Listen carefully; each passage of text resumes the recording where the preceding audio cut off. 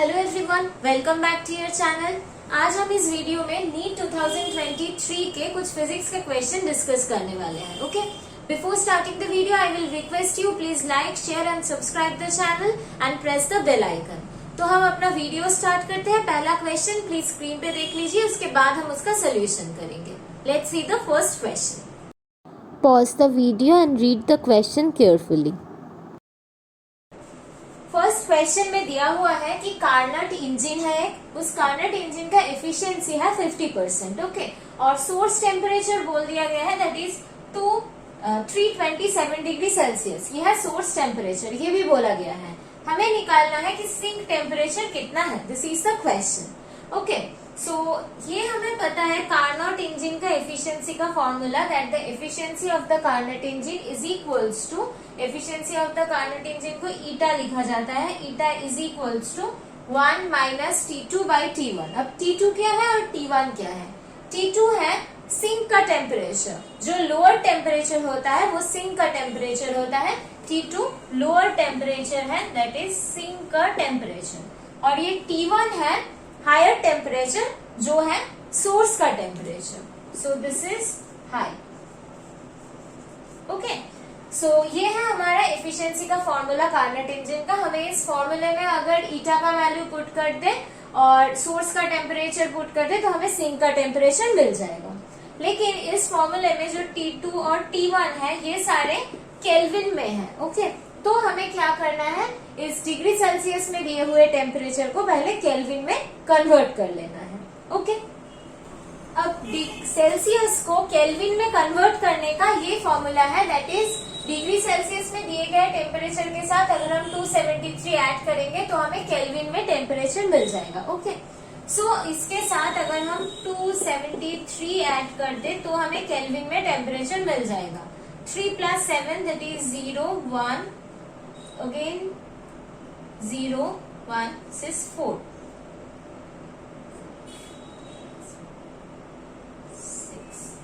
600 kelvin. Okay, अगर हम 327 और 273 को ऐड करें तो हमें मिल जाता है 600 केल्विन। इसको हम इस फॉर्मूले में पुट कर सकते हैं। एफिशिएंसी है 50%, सो एफिशिएंसी इज 50। 1 माइनस T2 क्या है, सिंक का टेम्परेचर है जो हमें निकालना है, और T1 क्या है, सोर्स का टेम्परेचर है जो हमें पता है 600 केल्विन। अब हम इस फॉर्मूले को कैलकुलेट करेंगे, इस इक्वेशन को। इससे हमें T2 मिल जाएगा, सिंक का टेम्परेचर मिल जाएगा इन केल्विन। ओके, यहाँ पर जो एफिशिएंसी गिवन है वो 50% है, राइट? तो जब हम इसको फॉर्मूले में पुट करेंगे तो हमें लिखना होगा 50 divided by 100। This is the value of the efficiency. Okay, क्योंकि एफिशिएंसी यहाँ पर परसेंटेज में दिया गया है, सो डायरेक्टली हम ईटा की जगह 50 नहीं लिख सकते, हमें लिखना पड़ेगा 50 बाई 100। अगर ये 20% होता तो यहाँ पर हम लिखते 20 by 100। Okay, now we are going to calculate this. From here we can write that T2 divided by 600 is equals to 1 minus 50 divided by 100. This is half. So 1 minus half into 600 is equals to T2. So T2 is equals to 600 divided by 2, that is equals to 300 Kelvin. तो हमें answer kelvin में मिल गया, sink temperature kelvin में मिल गया। हमें इसको degree centigrade में चाहिए क्योंकि ऑप्शन था डिग्री सेंटीग्रेड में। सो हम लिख सकते हैं that is 300 minus 273 is equals to 27 degree Celsius. ये होगा हमारा final answer, that is the sink temperature. I hope ये प्रॉब्लम आपको समझ में आया होगा।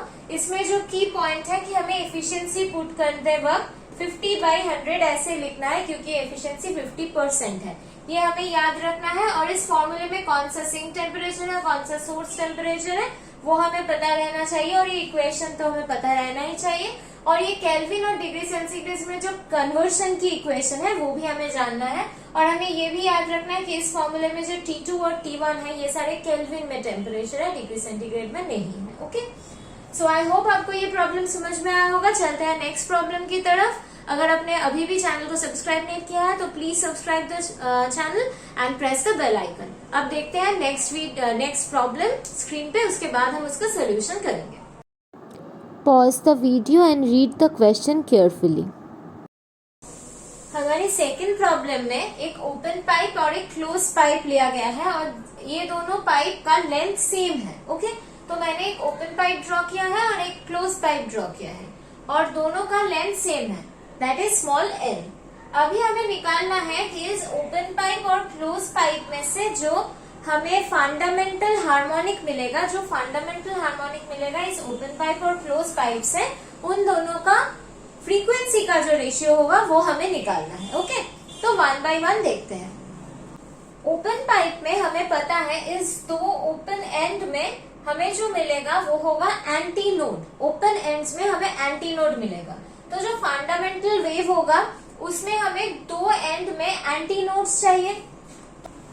ये हमारा वेव होता है और इस वेव में ये वाला होता है नोड, ये वाला होता है नोड, ये वाला होता है नोड, और this is our anti node and this is our anti node, right. जो ओपन पाइप है, ओपन पाइप का क्या होता है, दो ओपन एंड में हमें एंटी नोड मिलता है। ओके, सो जो फंडामेंटल होगा हमारा उसमें क्या होगा, दो एंड में एंटी नोड होगा। सो देखिए यहाँ पर एक एंटी नोड है और यहाँ पर एक एंटी नोड है। सो दिस इज द पोर्शन जो वेव हमें यहाँ पर फिट करना है। दो एंटी नोड्स मिलेंगे हमें, minimum number of node anti node रख के हमें एक ऐसा वेव का पोर्शन चूज करना है जहां पर ओपन एंड में, दो ओपन एंड में हमें एंटी नोड्स मिले for open pipe for fundamental frequency. Okay, तो हमें ये पोर्शन लेना है for open pipe and for fundamental frequency. Fundamental है इसलिए हम कंसेक्यूटिव दो एंटी नोड सिलेक्ट कर रहे हैं, दूर का एंटी नोड नहीं ले रहे हैं क्योंकि ये हमारा फंडामेंटल है। और दो एंड में एंटी नोड्स हम ले रहे हैं क्योंकि ये हमारा ओपन पाइप है। ओपन पाइप का दो एंड में एंटी नोड्स होना चाहिए, राइट। तो हमारा वेव कैसा बनेगा, एक ऐसा, ऐसा, यहाँ पर एंटी नोड, यहाँ पर एंटी नोड, यहाँ पर node. This portion of the wave is present here. Okay, अब आ जाते हैं क्लोज पाइप के। क्लोज पाइप में एक एंड क्लोज है, एक एंड ओपन है। ओके, जो ओपन एंड है वहां पर एंटी नोड होना है और जो क्लोज एंड है वहां पर नोड होना है। तो कंसेक्यूटिव नोड एंटी नोड लेना है।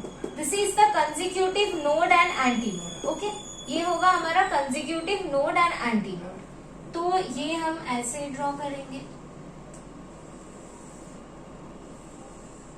This is our anti node and this is our node. Okay, ये नोड एंड एंटी नोड का जो अंदर का गैप है ये होगा हमारा फॉर क्लोज पाइप। ये वेव में कंप्लीट वेवलेंथ कौन सा होता है, this is our complete wavelength, so this is our complete lambda. Okay, अगर हम इतना सा ले, यहां से हम इतना सा ले, ये कंप्लीट एक लैम्डा है, इसका मतलब this portion is lambda by 4, this is lambda by 4, this is lambda by 4 and this is also lambda by 4।